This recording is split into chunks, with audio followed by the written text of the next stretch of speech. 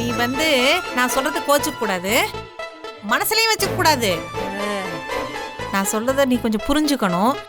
தப்பா எடுத்துக்க மாட்டேன்னா நான் சொல்றேன். ஐயோ, ஏன் இப்படி வளவளன்னு பேசிட்டே இருக்க? என்னன்னு சொல்லு.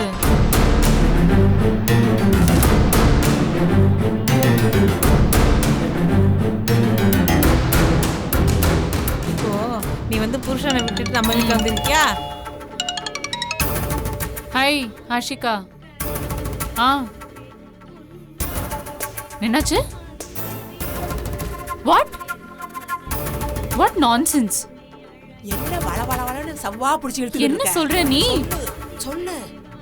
சி, தாம்பளைங்க எல்லாம் ஏன் இவ்வளவு சீப்பா நடந்துக்கிறாங்கன்னு தெரியல. டிஸ்கஸ்டிங். நீ என்ன லெஃப்ட் அண்ட் ரைட் வாங்காம சும்மாவா விட்ட? ACC, don't worry. லைஃப்ல எல்லாத்துக்குமே ஒரு ஆல்டர்னேட் இருக்கு, ஓகேவா? நீ எப்போ வர சென்னைக்கு? சரி வா, நம்ம பேசிக்கலாம். ஓகே ஓகே, வா பேசிக்கலாம். யார் பானு போன்ல? ஆஷிகாமா, ஏதோ பிரச்சனை போல. ஆபீஸ்லயா? இல்லம்மா, பர்சனலா ஏதோ ப்ராப்ளம். அவ ஒரு பையனை லவ் பண்ணிட்டு இருந்தா. 2 பேரும் லிவ் இன் ரிலேஷன்ஷிப்ல இருந்தாங்க. இப்போ கல்யாணம் பண்ணிக்கலான்னு வீட்ல சொல்லும் போது வீட்ல ஏதோ பிரச்சனை போல இருக்கு. என்னடி இது? எதுவா இருந்தா என்ன? வீட்ல என்ன சொல்றாங்களோ கேட்க வேண்டியதானே? ஆமாமா, வீட்ல லெமன் ஜூஸ்க்கு பதிலா விஷத்தை குடின்னு சொல்லுவாங்க. கடை மூடிட்டு உடனே குடிச்சிட முடியுமா? மா, we are in our late 20s மா. எங்களுக்குன்னு சுய புத்தி கிடையாது. எது சரி எது தப்புன்னு டிசைட் பண்ற அளவுக்கு அறிவு இல்ல. இன்னும் நீங்க சொல்றதையே கேட்டு இருக்க. நாங்க என்ன கிண்டர் கார்டன்லயா இருக்கோம்? சும்மா வீட்ல நடக்கிற எல்லா விஷயத்திலயும் இன்வால்வ் ஆகி நான்சென்ஸ். சரி, நீ ஏதோ சொல்ல வந்தல, அது என்ன சொல்லு. ஒன்னும் இல்லம்மா. ஏதோ நான் நம்ம வீட்ல ஏதோ சொல்ல வந்தல, என்னன்னு சொல்லு. ஒன்னும் இல்ல. தாட்சாயினி மாதிரி உனக்கு டக்கு டக்குன்னு கோவம் வருதுல்ல, அதான் வந்தா சாமி கும்பிட்டா கிளம்பலாம் போக வேண்டியதானே?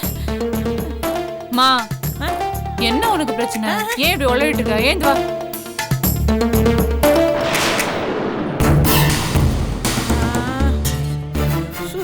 எந்த பொம்பளை நீ? சட்டுன்னு சொல்ல வேண்டியதானே? அவன் ஃப்ரெண்டுக்கு பிரச்சனைங்கிறதுக்கு இவ்வளவு கோவப்பட்டு பேசிட்டு போறா. அவ வாழ்க்கையை எடுத்தோம்னா ஐயோ கோவில் கூட பார்க்க மாட்டா. இந்த பார், ஒன்னும் சொல்ல வேண்டாம். அவளுக்கு தானா எப்ப தெரியுதோ தெரிஞ்சிட்டு போகுது. அது வரைக்கும் நீ வாயை திறக்கவே வேண்டாம். போற பேசாத. கல்யாணம் வரைக்கும் எதுவுமே பேச வேண்டாம். போலாம் வா.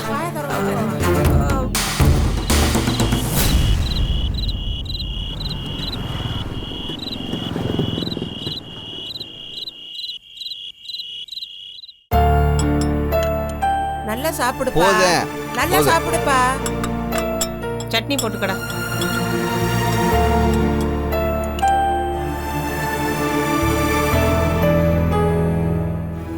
ஏங்க சாப்பிடலாம் வாங்க. ஆமா, அது ஒண்ணுதான் குறைச்சல். ஏங்க இப்படி சொல்றீங்க? சாப்பிட வாங்க. வரேன் போ.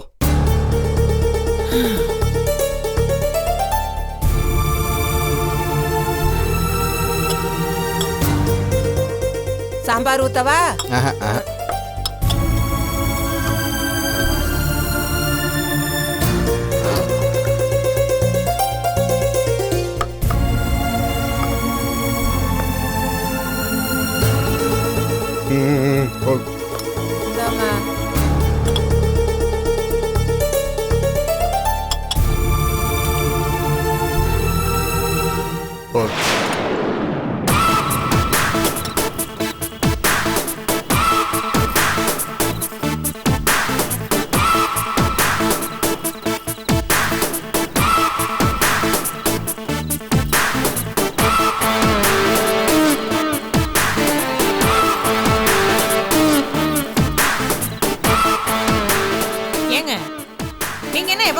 கல்யாணத்தை நிறுத்தறத பத்தியே யோசிச்சுட்டு இருக்கீங்க.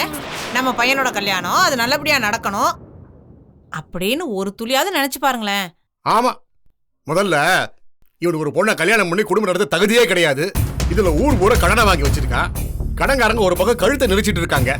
இந்த லட்சணத்துல அம்மாவும் பிள்ளையும் சேர்ந்து முழு பூசணிய சோத்துக்குள்ள மறைக்கிற மாதிரி ஒரு கல்யாணத்தை பண்ண பாக்குறீங்க. நாளைக்கே பானுக்கு உண்மை தெரிஞ்சா என்ன ஆகணும்னு நான் யோசிச்சு பார்த்துட்டு இருக்கேன். உங்களுக்கு தெரியுமாப்பான்னு ஒரு வார்த்தை கேட்டா என் மூஞ்சி நான் எங்க வச்சுக்குவேன்?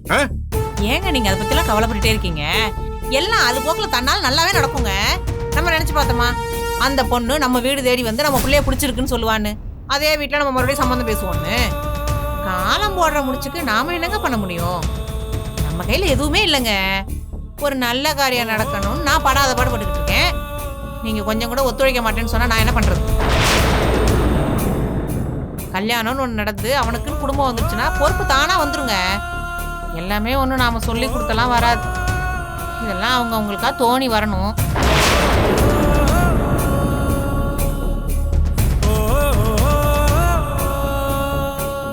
இந்த பாருங்க, இனிமே சந்தோஷமா நல்ல விஷயங்களை நினைச்சு பாருங்க. நம்ம வீட்டுல இன்னொரு கல்யாணம் காட்சி நடக்க போகுது. அந்த செலவை எப்படி சமாளிக்கலாம், பொண்ணுக்கு என்ன செய்ய போறோம், மண்டபம், மற்ற விஷயம், நாளைக்கு அவங்களுக்கு தேவையானதெல்லாம் எப்படி வாங்க போறோம், இந்த மாதிரி விஷயத்துக்கெல்லாம் நம்ம என்ன செய்ய போறோம்னு கவனத்தை மாத்தி யோசிங்க. இனிமே இந்த கல்யாணம் நடக்க கூடாதுன்னு மட்டும் நீங்க யோசிக்காதீங்க. நம்ம நினைப்புக்கு கூட ஒரு பெரிய சக்தி இருக்குங்க. நம்ம எப்பவுமே எதிர்மறையா நினைச்சிட்டு இருந்தா அது அப்படியே ஆயிடுமா. சரி சரி, என்னன்னு நான் பார்க்குறேன். பேங்க்ல கொஞ்சம் டெபாசிட் இருக்கு, அதை தான் க்ளோஸ் பண்ணணும். ஏற்கனவே இருந்த 25,000 50,000லாம் ஐயாவோட கடனுக்காக கொட்டி அழுதாச்சு. இருக்கிற மிச்சம் மீதி என்ன இருக்கோ அதை வச்சு தான் கல்யாணத்தை நடத்தி ஆகணும். ஒரு அண்ணனா தான் தங்கச்சி கல்யாணத்தை நடத்தி ஆகணும். இவன் ஒரு ஆம்பளை போய் அவன் கல்யாண செலவுக்கு அவன் தான் பார்த்தாகணும். இங்கே என்னடானா எல்லா பொறுப்பும் எந்த இடத்துல விழுந்தாகுது. ஓடுறேன், எவ்வளோ தூரம் ஓடணுமோ அவ்வளோ தூரம் ஓடுறேன். ஆனால் உன்னை பெத்த ஒரே காரணத்துக்காக உனக்காக நான் செலவு பண்ணுவேன். ஆனா உன் பொண்டாட்டிக்கு நீ தான் செலவு பண்ணணும், புரியுதா? நம்ம எதுக்குங்க கல்யாண செலவை பத்தி யோசிக்கணும்? அவங்க தான் இத பத்தி கவலைப்படணும். இன்னும் சொல்ல போனா நாம தான் அவங்க கிட்ட வரதட்சணையா வாங்கணும். நம்ம பிள்ளைக்கு அவங்க தானே சீர்வரிசை செய்யணும்ல. என்ன உளறிட்டு இருக்கீங்க? வரதட்சணையா விட்டா அவங்க வீட்டு சொத்தை எழுதி வாங்கிடுங்க போல இருக்கு. இந்த கல்யாணம் நடக்கிறது யார் செஞ்ச புண்ணியமோ. வரதட்சணை அது இதுன்னு பேசி என் கோபத்தை அதிகமா கிடையாதுங்க. முதல்ல பொண்ணு வீட்டுல காசு வாங்கி கல்யாணம் பண்றது மகா கேவலம். நம்ம பொண்ணை கல்யாணம் பண்ணி கொடுத்துருக்கோம். இது வரைக்கும் அவங்க நம்ம கிட்ட ஏதாவது ஒரு வார்த்தை பேசிருக்காங்களா? பானு கிட்ட கேட்கறாங்க, கேட்கலங்கிறது அது வேற விஷயம். ஆனா அவங்க நம்ம கிட்ட வரல, அவ்வளவு பெருந்தன்மை நடந்திருக்காங்க. அதெல்லாம் விட்டுதல்ல. எனக்கு அவங்க வீட்டுல வரதட்சணை கேட்கறது அசிங்கம் இல்ல. இன்னொரு தடவை இந்த மாதிரி பேச்செல்லாம் பேசுனீங்க நடக்கிறதே வேற, சொல்லிட்டேன். என்ன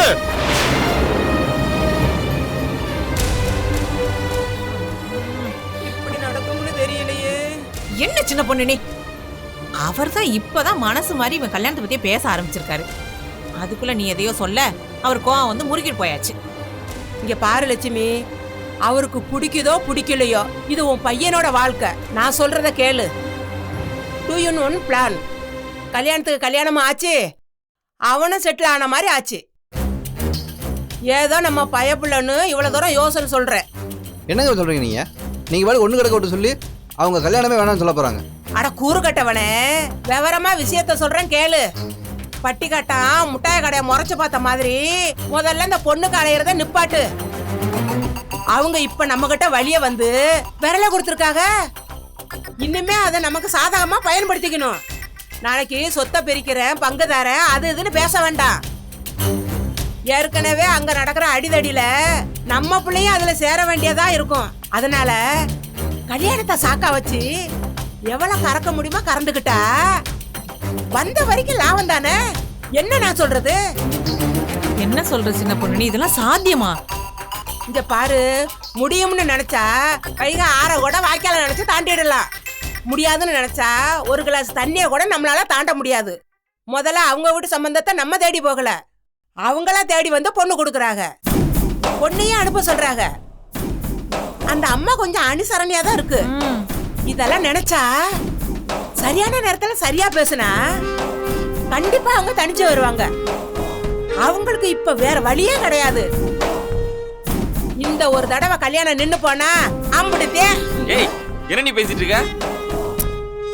அவசரப்படாத, நான் சொல்றத கொஞ்சம் கேளு. பானுக்கு தெரியாம நல்ல பிளான் பண்ணுவான். நான் சொல்ற ரூட்ல போனா எல்லாம் சரியா நடக்கும்.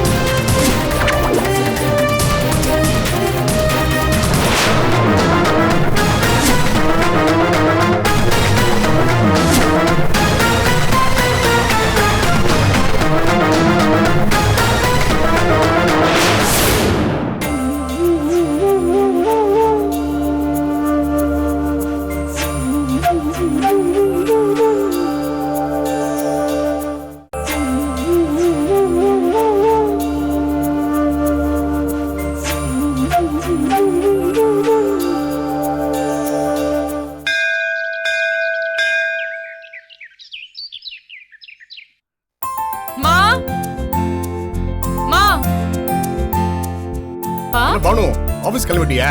ஆமாப்பா, நீங்களும் கிளம்பிட்டீங்க போல. ஆமாம்மா, டைம் ஆயிடுச்சுமா, பேங்க் கிளம்பிட்டே இருக்கேன்.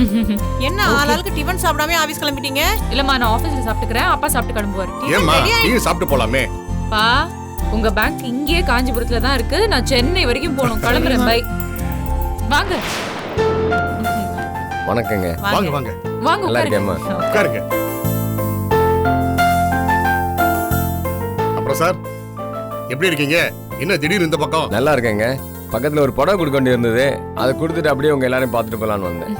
ஆனந்தி எப்படி இருக்கா? நல்லா இருக்காமா. ஹெல்த் எல்லாம் பரவாயில்லையா? செக்கப்லாம் ரெகுலரா போறாளா?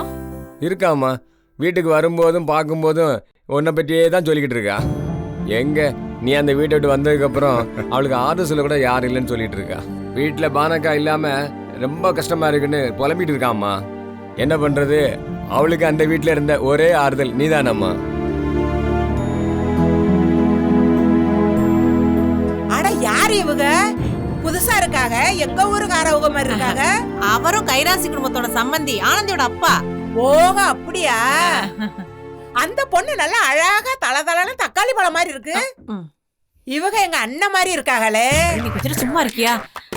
நீங்க ஒண்ணும் தப்பா எடுத்துக்காதீங்க. இவ வெகுளி ஏதாவது சட்டுப்புட்டுன்னு பேசிட்டே இருப்பா. அதனால என்னம்மா, பரவாயில்ல. ஆனந்தி அவங்க அம்மா மாதிரிமா. ஓ சரி சரி, சரி. நீ உள்ள போய் ஒரு காஃபி போட்டு கொண்டு வா போ. பேசிட்டே இருக்கா. இந்த காப்பி கொண்டு வரேன். சார் நல்லா இருக்கீங்களா சார்? நல்லா இருக்கேன் தம்பி, பரவாயில்லையே. பஜார்ல ஒரே ஒரு தடவை பார்த்தீங்க, நல்ல ஞாபகம் வச்சிருக்கீங்களே. சார் எப்படி சார் மறக்க முடியும்? ஏன் தங்கச்சி, அதான் அவங்க பொண்ணு இருக்காங்களே ஆனந்தி, வீட்டுக்கு வந்தப்ப என்னை பார்த்து அமீர் கான் மாதிரி இருக்குன்னு சொன்னாங்க சார். இந்த குடும்பத்திலேயே என்னை பார்த்து அமீர் கான் மாதிரி இருக்குன்னு சொன்ன ஒரே அளவுங்க தான் சார். சம்பந்தி வீட்டுக்கெல்லாம் போக வர இருக்கீங்கல்ல? எங்கம்மா, அங்க போயிட்டு வந்துட்டு தான் இருக்கோம். அங்க போனாலும் பிரச்சனை, வந்தாலும் பிரச்சனை. ஒண்ணு மாத்தி ஒண்ணு நடந்துட்டு தாமா இருக்கு. முதல்ல ஏதோ பவுடரை சாப்பிட்டு வாந்தி எடுத்து கஷ்டப்பட்டு ஆஸ்பத்திரிக்கும் வீட்டுக்குமா அலைஞ்சிக்கிட்டு இருந்தோம். இப்பதான் ஒரு வழியா சங்கடமெல்லாம் முடிஞ்சுது. இப்போ வேற பிரச்சனை. கேள்விப்பட்டேன், உங்க மாப்பிள்ளையும் ராஜேந்திரனும் ஏதோ சண்டை போட்டுக்கிட்டு அடிச்சுக்கிட்டாங்கன்னு. அதனாலதான் சிவன்யானம்க்கு ஹார்ட் அட்டாக் வந்துருச்சுன்னு சொன்னாங்க. அங்க என்ன நடந்தாலும் என் மாப்பிள்ளை தனிஞ்சு போய் சொல்றாங்க. அதாம்மா ரொம்ப கஷ்டமா இருக்கு. அன்னைக்கு அவரை சட்டையை பிடிச்சி அடிக்கிற அளவுக்கு சண்டை வந்து போறது கூட அவரையே அமைதியா போய் சொல்றாங்க. அவர் என்ன செய்வாரு பாவம். நீங்க குறை சொல்றதெல்லாம் கரெக்டு தான். ஆனா நான் சொல்றேன்னு தப்பா நினைச்சுக்காதீங்க. என்ன நடந்தாலும் உங்க மாப்பிள்ளையோட ஃபுல் சப்போர்ட் அவங்களுக்கு தான். ஒரு நாள் கூட அவங்கள விட்டு கொடுத்து பேசவே மாட்டாரு. நான் பல தடவை பார்த்துருக்கேன். நீ சொல்றது சரிதாம்மா. முதல்ல அப்படிதான் இருந்தாரு. இப்ப எந்த நிலைமையிலும் அவர் கையில 5 காசு இல்லாம மாட்டிட்டு முழிக்கும் போது கொஞ்சம் கொஞ்சமா உணர்ந்துட்டாருமா. இப்போ ஆனந்தி வேற வாய் வயிறுமா இருக்கால, தனக்காக இல்லாம போனா கூட தன் பிள்ளைக்காவது செய்தானமா ஆகணும். என்னதான் பிரச்சனை வந்தாலும் அண்ணனுங்களை எதிர்த்து ஒரு வார்த்தை பேச மாட்டாருமா. அங்க ராஜேந்திரன் அவ்வளவு சண்டை போடுறாரு, ஆனா அவரை யாரும் எதுவும் சொல்ல மாட்டேங்கிறாங்க. என்ன பண்றது? ராஜேந்திரன் சண்டை போடுறாருன்னு கேட்கறதுக்கே ரொம்ப ஆச்சரியமா இருக்கு. ஆமாம்மா, அவர் இப்ப முன்ன மாதிரி இல்ல. அந்த பொண்ணு வைஜெயந்தி சொல்றதை கேட்டு அவர் முழுசாவே அவங்க வீட்டுக்கு எதிராக பேச ஆரம்பிச்சிட்டாரு. எனக்கு அப்பவே தெரியுங்க, அந்த வைஜெயந்தி சரியான காரியக்காரி. புருஷனை தான் கைக்குள்ள போட்டுட்டு காரியத்தை சாதிச்சிருவா. எப்படி இருந்தாலும் அவங்க வசதியான இடம்மா. அந்த பொண்ணு மாசமா இருக்கு, என் பொண்ணு மாசமா இருக்கு. வைஜெயந்தி ஒண்ணுமே செய்யாம இருந்தா கூட கோடி கோடியா கொட்டி கொடுக்க அவங்க அப்பா இருக்காரு. அவங்க அப்பா வீட்டுக்கு போயிருக்கா. ஆனா இவன் என்ன பண்ணுவான்? டாக்டர் செலவு, மருந்து செலவு எல்லாமே நான் தானே பார்க்க வேண்டியிருக்கு. எப்படியோ பொழப்பு ஓடிட்டு இருக்குமா. என்ன சொல்றீங்க? அப்போ அவங்க எதுவும் செய்ய மாட்டாங்களா? அவங்க ஒண்ணு கூட பாக்குறது இல்லம்மா. செக்கப் செலவு, டாக்டர் செலவு எல்லாமே நான் தாம்மா பார்த்துட்டு இருக்கேன். இல்லைன்னா இந்த வயசான காலத்துல எதுக்கு இந்த சைக்கிளை மேய்ச்சிட்டு தள்ளாடிக்கிட்டு புடவை ஆர்டர் எடுத்துட்டு அதை செஞ்சு கொண்டு கொடுக்க வரணும்? 4 காசு இருந்தா தானம்மா என் பொண்ணுக்கு ஏதாவது உதவும். பெரிய ஆஸ்பத்திரி இல்லைன்னா கூட சின்ன ஆஸ்பத்திரியா சேர்த்து பிரசவம் பார்க்க வேணாமா? இப்ப என்ன சொல்றீங்க? அவங்க எதையுமே கண்டுக்கிறது இல்லையா? உங்க மாப்பிள்ளை கூடவா கண்டுக்காம இருக்காரு? அவரு ஏதோ ஒரு கம்பெனில வேலை செய்யறாரு, ஒரு 1000-2000 கிடைக்குது, அதை வச்சு ஓட்டிட்டு இருக்காரு. மற்றபடி வேற என்ன பண்ண முடியும்? அவங்க நோக்கமே அதாம்மா. ஏதோ ஏழை குடும்பத்துல சம்பந்தம் வச்சு எங்களை ஏணி மாதிரி ஏற்றி விடான்னு பார்த்தோம். அதுக்கு தான் இந்த கல்யாணத்துக்கு தலையாட்டி சம்மதம் சொன்னோம். ஆனா அவங்க சொல்ற பேச்ச கேட்டு தலையாட்டி பொம்மை மாதிரி ஒரு குடும்பம் வேணும்னு எங்க குடும்பத்துல பொண்ணு எடுத்திருக்காங்கன்னு அது இப்பதானே புரியுது. ஏதோ நீங்களும் அவங்களும் சமமான அந்தஸ்துல இருக்கிறதுனால நீங்க தைரியமா எழுத்து பேசிட்டு வாழ முடியாது தூக்கி எரிஞ்சு வர முடியுது. அந்த பொண்ணு வைஜெயந்திக்கு கவலை இல்லம்மா. அவ எப்படியோ மீனாட்சி கூட இருந்து அவளை அனுசரிச்சு பொழைச்சிக்குவா. இல்லைன்னா அவங்க அப்பா வீட்டுக்கு அவ புருஷனை கூட்டிட்டு போயிடுவா. இவ தான் என்ன பண்ணுவான்னு தெரியல. உன் கல்யாணம் சாமர்த்தியத்துல பண்ணிட்டாங்க. அந்த கல்யாணம் அவங்க நினைக்காத நேரத்தில் நடந்து போச்சு. என் பொண்ணை தான் திட்டம் போட்டு கட்டினது. எங்களை தான் கைக்குள்ள வச்சு ஆட்டலாம் ஏழைங்க தானே. போட்ட ரொட்டி துண்டை கவிக்கிட்டு நாய் மாதிரி வாலாட்டி இருப்போம் நினைச்சு பண்ணாங்க. அது தெரியாம நாங்களும் அவங்க விரிச்ச வலையில விழுந்துட்டோம். இங்க பாருங்க, என்ன பொறுத்த வரைக்கும் நான் அந்த வீட்டு மருமகங்கிற ஃபைலை எப்போ க்ளோஸ் பண்ணிட்டேன். ஆனா ஆனந்தி புத்திசாலித்தனமா சிச்சுவேஷன்ஸ் எல்லாம் ஹேண்டில் பண்ண பழகிக்கணும். ஓகே, நான் இதை பத்தி அவகிட்ட போன்ல அப்புறம் நிதானமா பேசுறேன். காஃபி இன்னும் வரலையே. சின்ன பொண்ணு இன்னுமா காய் போடல? இந்த வந்துட்டேன். தேங்க்ஸ்மா. டைம் ஆயிடுச்சு. சாரி, தப்பா நினைச்சுக்காதீங்க. நான் ஆஃபீஸ் கிளம்பணும், டைம் ஆயிடுச்சு. ஆக்சுவலி நீங்க வரும்போது நான் ஆஃபீஸ் தான் கிளம்பிட்டு இருந்தேன். உங்களை பார்த்து பேசலான்னு வெயிட் பண்ணேன். தப்பா நினைச்சுக்காதீங்க. நீங்க சரிம்மா. பார்த்து காஃபி சாப்பிட்டு லெஜரா பேசிட்டு சரிம்மா, போங்க. நான் போயிட்டு கிளம்புறேன். பை. பாத்து போமா, மழையும் தண்ணிமா இருக்கு. உங்களெல்லாம் பார்த்த உடனே என் மனசு கொஞ்சம் லேசானது மாதிரி இருக்குங்க. இந்த சமயத்துல நீங்க அங்க சம்மந்தம் பண்றதுதான். சார் என்ன சார் இது? ரொம்ப பிடிச்சி ஆசைப்பட்டு பல தடைகளை மீறி இந்த கல்யாணத்தை பண்ணுறோம் சார். அதை பற்றி நீங்கள் எதுவும் சொல்ல வேணாம் சார். இல்ல தம்பி, நான் எதுவும் தப்பா சொல்லல. நான் சொல்ல வந்த விஷயமே வேற. நீங்களும் அவங்களுக்கு எந்த வகையிலும் சளைச்சவங்க இல்ல. நீங்க பொண்ணு கொடுக்கல, பொண்ணு எடுக்கிறீங்க. தம்பி இளங்கோ சும்மா ராஜா மாதிரி இருக்காரு. அவங்க உங்க முன்னாடி பெரிய ஆளு மாதிரியும், நீங்க அவங்க முன்னாடி கை கட்டி நிக்கிறவன் நினைக்க வேண்டாம். உங்க அந்தஸ்தை விட்டு கொடுக்காம இருங்க. நீங்க என்ன சொல்றீங்க எனக்கு ஒண்ணும் புரியல. சரிங்க, நான் நேரடியாவே சொல்றேங்க. அவங்களா எதுவும் செய்ய மாட்டாங்க. மாப்பிள்ளைக்கு முறையா என்ன உண்டோ அதை கேட்டு வாங்கிக்கங்க. எல்லாமே கல்யாணத்துக்கு முன்னாடி கேட்டு வாங்கினா தான் உண்டு. அதுக்கப்புறம் ஒன்றும் நடக்காது. கல்யாணத்துக்கு பின்னாடி உங்க பையன் அங்க போகணும், அந்த பொண்ணுங்க வரணும்ல. 1000 தான் இருந்தாலும் அவங்க கல்யாணம் பண்ணி கொடுத்த உடனே அவங்க காரியம் முடிஞ்சு போச்சுன்னு தலை முழுகினாலும் முழுகிடுவாங்க. நீங்க நினைக்கிற மாதிரி எல்லாம் கிடையாது. அந்த வீட்டை பொறுத்த வரைக்கும் எல்லாமே சிவஞான மீனாட்சி கையில தான் இருக்கு. அந்த கனகமால எதுவும் பேச முடியாது. பாத்துக்குங்க. தம்பிக்கு வேண்டியதை கேட்டு வாங்கிக்குங்க. நீங்க ஆம்பளை பிள்ளை பத்தி வச்சிருங்க, நெஞ்ச நிமித்து பேசலாங்க. சரிங்க, அப்ப நான் கிளம்புறேன். சரி சார். அப்புறம் கல்யாணம் மாப்பிள்ள ஜாக்கிரதா இருங்க. மாப்பிள்ள வெளியே எங்கேயும் சுத்தாதீங்க, வீட்லயே இருங்க. உடம்ப பாத்துக்க தம்பி. வரட்டுமா? வாங்க சார். வரேன் சார். வாங்க. வர்றேம்மா. வாங்க, வீட்ல எல்லாரும் கேட்டேன்னு சொல்லுங்க. கண்டிப்பா கேட்டா சொல்றேம்மா. வரேன். சரி, நான் அப்படி கிளம்புறேன். டிஃபன் சாப்பிடாம நீங்களும்? இல்லம்மா, டைம் ஆயிடுச்சு. நான் வெளில பாத்துக்கிறேன். ஓகே. சரி, டைமுக்கு சாப்பிடுங்க. சாப்பிடதா இருக்கா? எல்லாம் டேபிள் எடுத்து வச்சிருக்க, போய் போட்டு சாப்பிட்றா. எப்ப பார்த்தாலும் சாப்பாடு சாப்பாடு.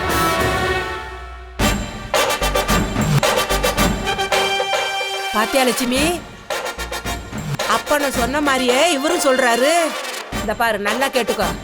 இந்த கல்யாணத்தை வச்சு அவங்க கிட்ட ஒரு பெரிய அமௌண்ட்டை வாங்கி போடணும்.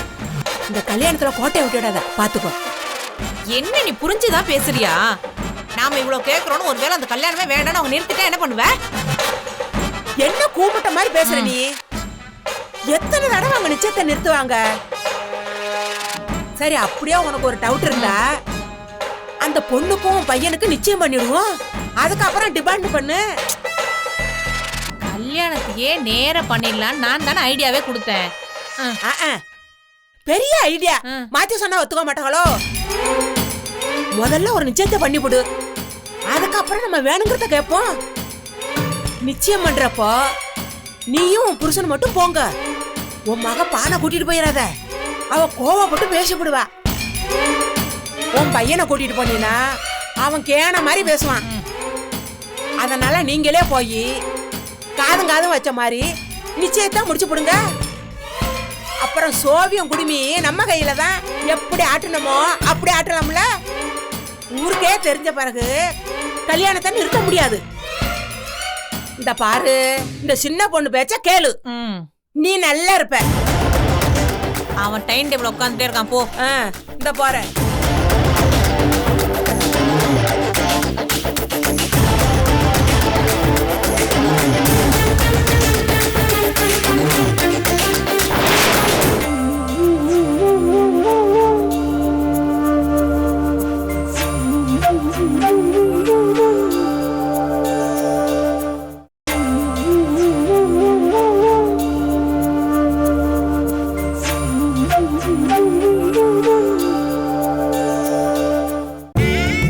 வாங்க வாங்க வாங்க சார்.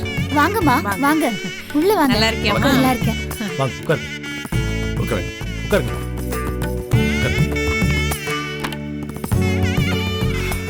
நல்லா இருக்கீங்களாம்மா? நல்லா இருக்கேங்க. நீங்க எப்படி இருக்கீங்க? நல்லா இருக்கேன். பானு எப்படி இருக்கா? இருக்கா. உடம்பு எப்படி இருக்கு? கடவுள் புண்ணியத்தில் மெடிசன் எல்லாம் ரெகுலரா எடுத்துட்டு இருக்கீங்களா? செக்அப் எல்லாம் போயிட்டு இருக்கீங்களா? இன்னும் 3 மாசம் கழிச்சு செக்கப்புக்கு வாங்கன்னு டாக்டர் சொல்லியிருக்காரு. உங்களை ஹாஸ்பிட்டல் வந்து பார்க்குற சூழ்நிலை இல்லை, சாரி. நீங்கள் டிஸ்சார்ஜ் ஆனதுக்கு அப்புறம் தான் எங்களுக்கு விஷயமே தெரிய வந்தது, அதனால தான் வர முடியல. இதுல என்னங்க இருக்கு? உங்களுக்கு 1000 டென்ஷன், 1000 வேலை, பேங்க் வேலை வேற. விடுங்க, நம்மளுக்குள்ள என்னங்க இருக்கு? வா மீனாட்சி, இதோ காஃபி எடுத்து. என்னம்மா மீனாட்சி, எப்படி இருக்க? நல்லா இருக்கேங்க.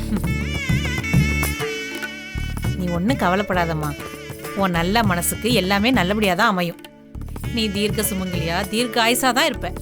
எல்லாம் உங்க ஆசீர்வாதம்மா. என்ன ஆனந்தி, குழந்தை என்ன சொல்லுது? சீக்கிரமே அம்மா முகத்தை பார்க்கணும்னு சொல்லுது.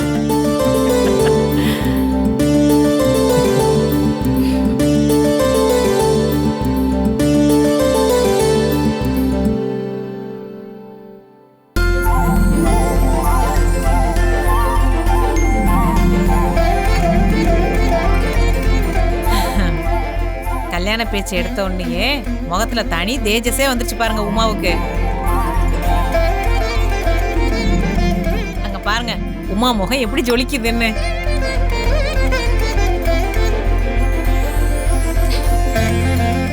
உமாவை இங்க பார்க்கும்போது இப்பவே நம்ம வீட்டுக்கு கூட்டிட்டு போயிடணும்னு எனக்கு ஆசையா இருக்குங்க. ஏன் கண்ணே பட்டுடும் போல இருக்கே. ரொம்ப சந்தோஷமா இருக்குங்க. என்னோட நினைப்பெல்லாம் உமா கல்யாணம் எப்படி நடக்குமோன்னு ஒரே கவலையிலேயே இருந்தது. இதுல கவலைப்பட என்னங்க இருக்கு?